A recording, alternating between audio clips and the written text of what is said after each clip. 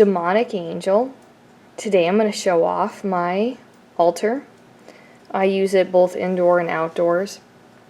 And I did want to actually show off the way I had arranged this for the ritual with Sabnock recently.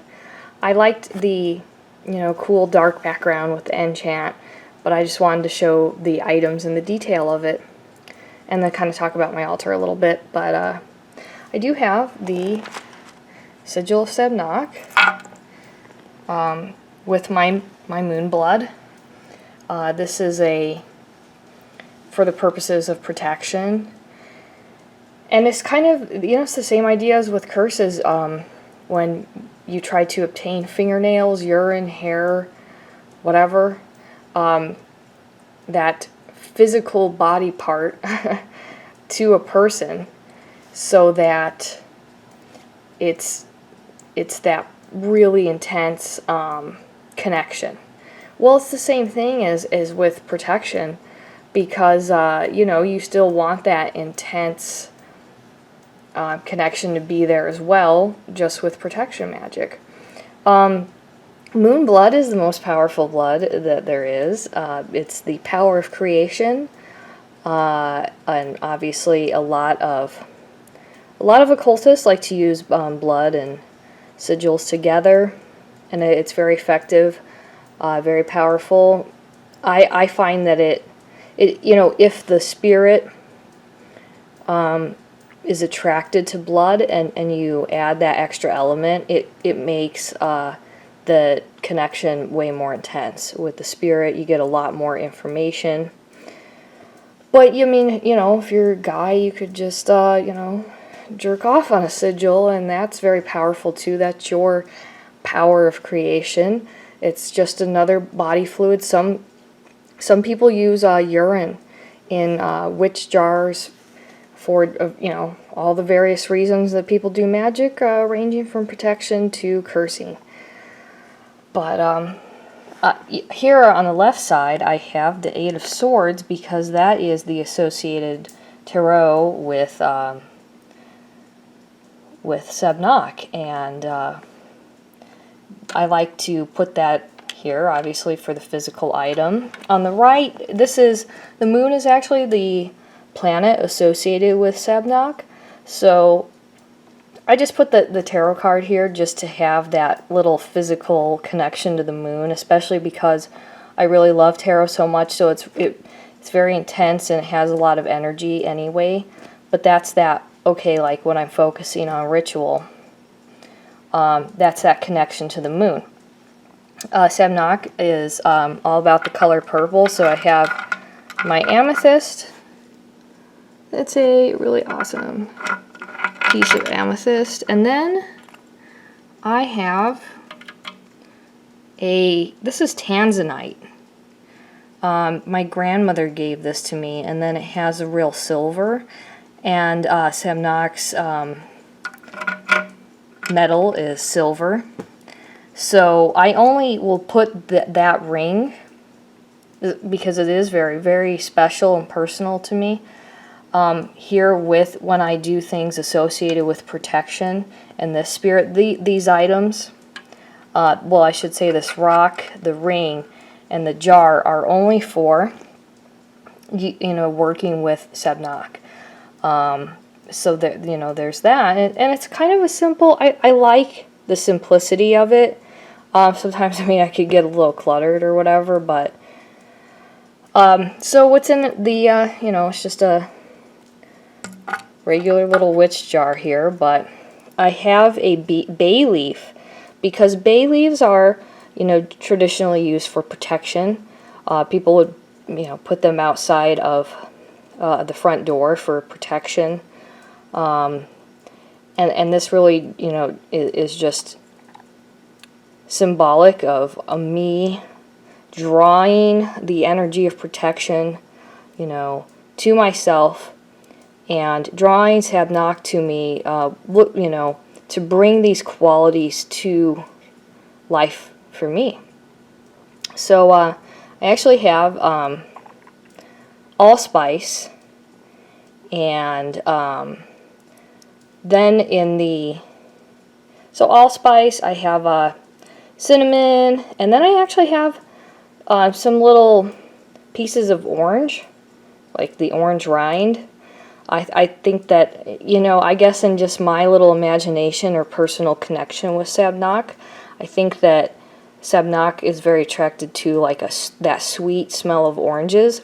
So it's very similar like with President Marbus, except it, you know, in addition to the cinnamon, it's orange, whereas I find President Marbus likes more of an earthy combination, like with black pepper. So, you know, and inside here is the rolled up sigil of Sabnock once again. And then I have, well, in order to really capture, in this situation, why menstrual blood was appropriate is because Sabnock really does enjoy blood. Blood, I should say, not enjoy. It's really the draw. It's what calls Sabnock, because Sabnock is like a soldier and he is all about protection. Think about it. Blood is the most intimate kind of magic that you can do. I personally think like blood magic is much more heavy than like sex magic.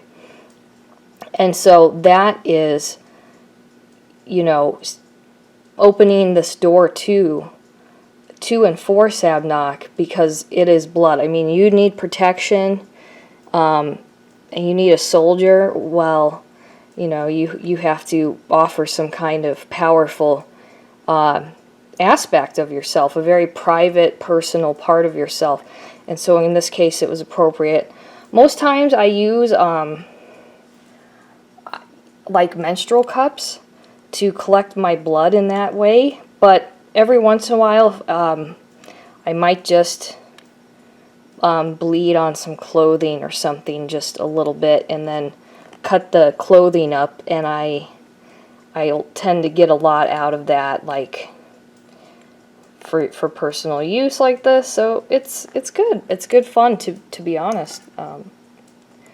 Obviously I'm here doing this, and it's great.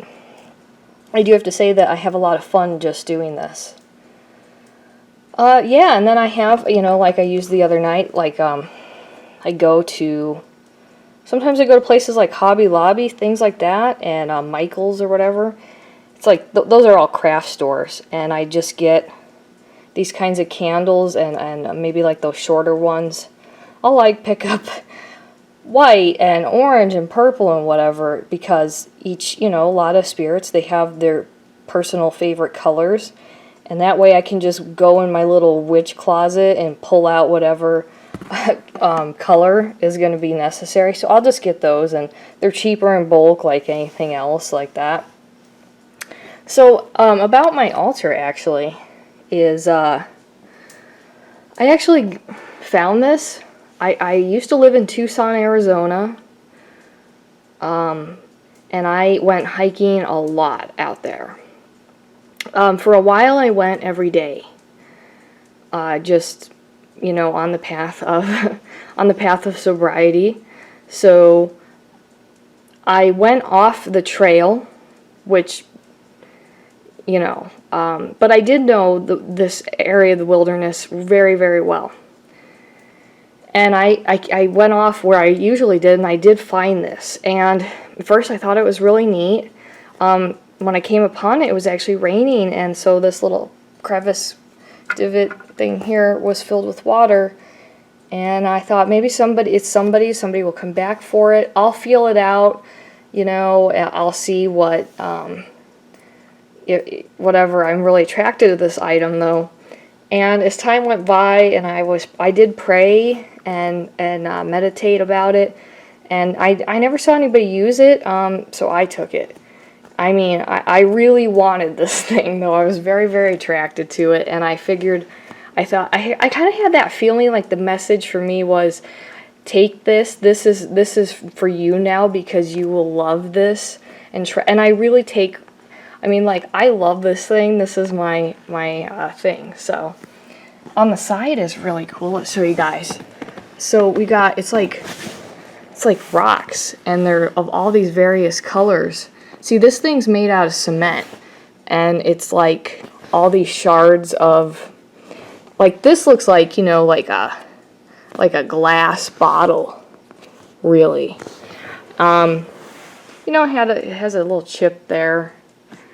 It's actually very heavy, so I probably dropped that at some point while, you know, in a move. This is like little pieces of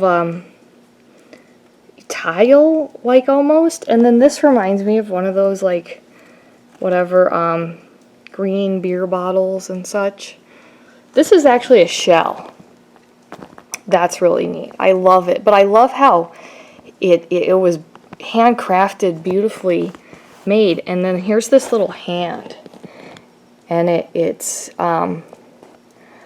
I just absolutely love this thing.